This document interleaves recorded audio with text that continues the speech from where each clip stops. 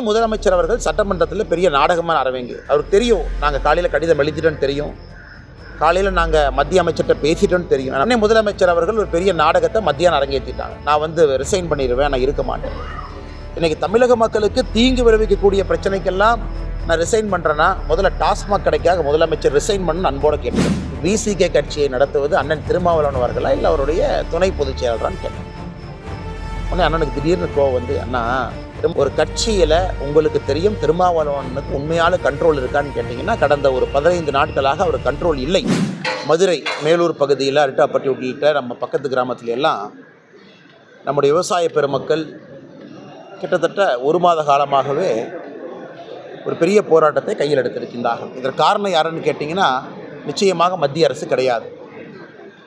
பிப்ரவரி மாதத்தில் அந்த பகுதியில் டங்ஸ்டன் மைனிங் கொண்டு வர வேண்டும் என்பதற்காக மத்திய அரசு இந்தியா முழுவதுமே இந்த ட்ரான்ச் 4 அது சம்பந்தமான கிரிட்டிக்கல் மினரல்ஸ் அந்த ஆக்ஷன் லிஸ்ட்டுக்காக ஒரு மாநில அரசையும் தொடர்பு கொண்டு பேசிய பொழுது ஜார்க்கண்ட் மாநிலம் உள்ளிட்ட சில மாநிலங்கள் அதில் தமிழகத்திலும் கூட டங்ஸ்டன் மைனிங்க்கு வாய்ப்பு இருப்பதாக அவங்களுக்கு தெரிய வந்திருக்கு. தமிழக அரசும் கூட அதற்கு ஆரம்பத்தில் பேசும் பொழுது இதெல்லாம் இருக்குது, இப்படியெல்லாம் இருக்குது, எங்கேயும் கூட எதிர்ப்பு தெரிவிக்காமல் அதற்கான டேட்டாலாம் சப்ளை பண்ணியிருக்காங்க.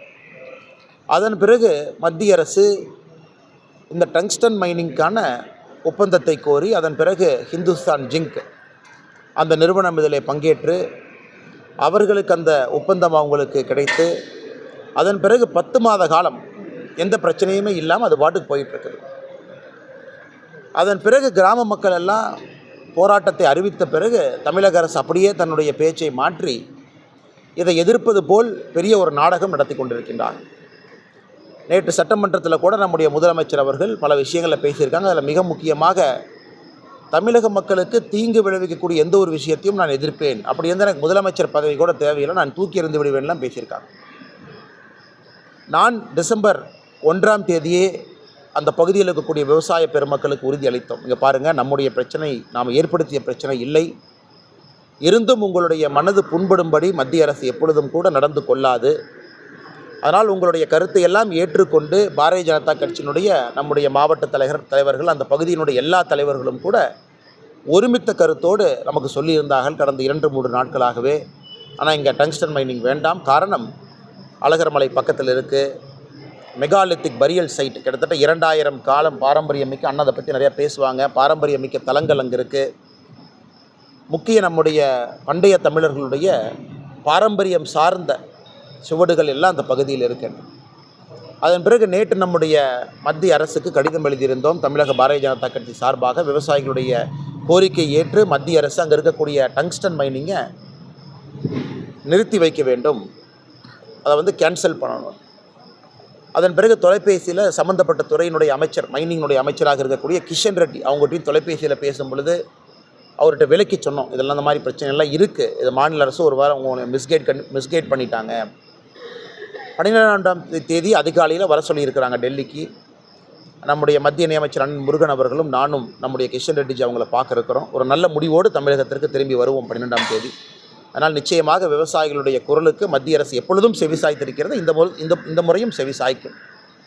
ஆனால் இதை முதலமைச்சர் அவர்கள் சட்டமன்றத்தில் பெரிய நாடகமான அரவேங்க. அவருக்கு தெரியும் நாங்கள் காலையில் கடிதம் எழுதிட்டோன்னு தெரியும், காலையில் நாங்கள் மத்திய அமைச்சர்கிட்ட பேசிட்டோன்னு தெரியும். ஆனால் பாரதிய ஜனதா கட்சி இதுவரை தமிழகத்தில் மக்களுடைய குரலாக சொல்லியதெல்லாம் மத்திய அரசு கேட்டிருக்கிறாங்க, இந்த முறையும் கேட்க போகிறாங்க. உடனே முதலமைச்சர் அவர்கள் ஒரு பெரிய நாடகத்தை மத்தியானம் அரங்கேற்றிட்டாங்க. நான் ரிசைன் பண்ணிடுவேன், நான் இருக்க மாட்டேன். இன்றைக்கி தமிழக மக்களுக்கு தீங்கு விளைவிக்கக்கூடிய பிரச்சனைக்கெல்லாம் நான் ரிசைன் பண்ணுறேன்னா முதல்ல டாஸ்மாக் கடைக்காக முதலமைச்சர் ரிசைன் பண்ணு அன்போடு கேட்டுக்கிறேன். காலங்காத்தால் 7 மணிக்கு திருச்சியில் நல்ல வார்த்தையோடு ஆரம்பிப்போம். தமிழக நம்முடைய பெண்கள் தாய்மார்களுடைய தாலியெல்லாம் அறுக்கக்கூடிய தீங்கு விளைவிக்கக்கூடிய டாஸ்மாக் இருக்குது. முதலமைச்சர் ஏன் ரிசைன் பண்ணாமல் இருக்கார்?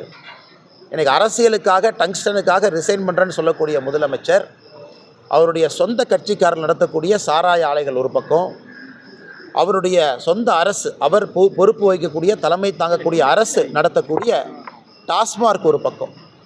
அதனால் இதுவும் பொதுமக்களுக்கு தீங்கு விளைவிக்குது, பெண்களுடைய தாலியெல்லாம் அறுப்பதற்கு காரணமாக இருக்குது. அதனால் முதலமைச்சர் அவர்கள் இது சட்டமன்றத்தில் சொல்லியபடி பதவி விலகுனா அவர் பேச்சுக்கு ஒரு மரியாதை இருப்பதாக நாங்கள் பார்க்கின்றோம். மற்றபடி டங்ஸ்டன் எங்ககிட்ட விட்டுருங்க, 12ஆம் தேதி திரும்பி வரும் பொழுது ஒரு நல்ல ஒரு முடிவோடு தான் அந்த பகுதியினுடைய விவசாய பெருமக்களுக்கு வருவோம். அதன் பிறகு தான் அந்த பகுதிக்கு போய் நாங்கள் விவசாய பெருமக்களையும் பார்க்க போகிறோம். இது முதல் விஷயம் உங்கள்கிட்ட சொல்லணும்னா. இரண்டாவது, நம்முடைய வந்தோடனே நம்முடைய அண்ணன்லாம் கேட்டிங்கன்னா, இந்த மாதிரி விசிகே கட்சியிலேருந்து ஒருவரை நீக்கியிருக்காங்க, அவங்க கருத்து என்ன அப்படின்னு. ஆனால் இதில் நாங்கள் கருத்து சொல்கிறக்கு என்னங்கண்ணா இருக்குது? நீங்கள் அந்த அம்பேத்கர் ஐயாவை பற்றி அந்த புத்தக வெளியீட்டு விழாவில் நடந்திருக்கக்கூடிய விஷயத்தை பற்றி கேட்டிங்க, நாங்கள் சொன்னோம். அதில் சில தலைவர்கள் பேசியிருக்கக்கூடிய கருத்தை பற்றி கேட்டிங்க, அதுவும் நாங்கள் சொன்னோம். அதில் முக்கியமாக எங்களுடைய கருத்து, இவர்கள் நம்முடைய கூட்டணியை பற்றி சொல்லும் பொழுது இவர்கள் கூட்டணியை நாங்கள் எங்களுடைய விரல் நீட்டி நாங்கள் சுட்டி காட்டினோம்.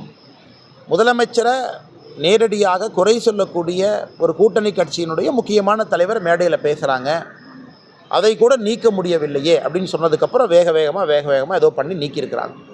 இது அந்த கட்சியினுடைய உட்கட்சி பிரச்சனைங்கண்ணா, இது எங்களுடைய பிரச்சனை இல்லை.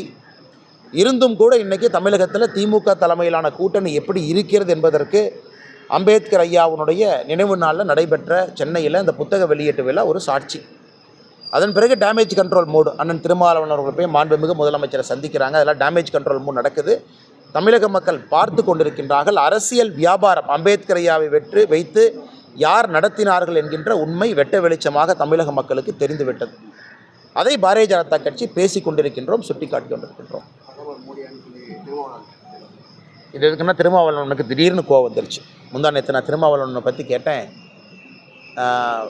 விசிகே கட்சியை நடத்துவது அண்ணன் திருமாவளவன் அவர்களா இல்லை அவருடைய துணை பொதுச் செயலரான்னு கேட்டேன். உடனே அண்ணனுக்கு திடீர்னு கோவம் வந்து, அண்ணா திருமாவளவன் ஒரு சீனியர் லீடருங்க, அவங்க எல்லாருக்கும் தெரியும். ஒரு கட்சியில் உங்களுக்கு தெரியும் திருமாவளவனுக்கு உண்மையான கண்ட்ரோல் இருக்கான்னு கேட்டிங்கன்னா, கடந்த ஒரு 15 நாட்களாக அவர் கண்ட்ரோல் இல்லை. புத்தக வெளியீட்டு விழாவுக்கு நான் போக மாட்டேன். சரி, ஓகே, நீங்கள் போகலை, உங்கள் இஷ்டம். ஏங்க நான் போகலை அப்படின்னா, அது வந்து கூட்டணிக்குள்ளே பிரச்சனை வந்துடும்ப்பா, போகலை, உங்கள் இஷ்டம். முந்தா நேற்று நான் ஒரு கேள்வி கேட்டேன், அண்ணா நீங்கள் போகலின்னா அவர் போய் இந்த மாதிரி பேசியிருக்காரு, நான் தான் அனுப்பிச்சேன்னார். சரி, நீங்கள் தான் அனுப்பிச்சிங்கன்னா முதல்வருக்கு எதிராக கருத்து சொல்லியிருக்கின்றார்களே, உங்கள் கருத்தா? அப்போ கட்சி உங்கள் கட்டுப்பாட்டில் இருக்கா இல்லை அந்த இன்னொரு சகோதரர் கட்டுப்பாட்டில் இருக்கான்னு அதற்கு திருமாவளவன் இன்றைக்கி பேச ஆரம்பிச்சிருக்காங்க. ஏன்னா இன்றைக்கி இந்தியாவினுடைய மிகப்பெரிய கட்சி, உலகத்தினுடைய மிகப்பெரிய கட்சி பாரதிய ஜனதா கட்சி.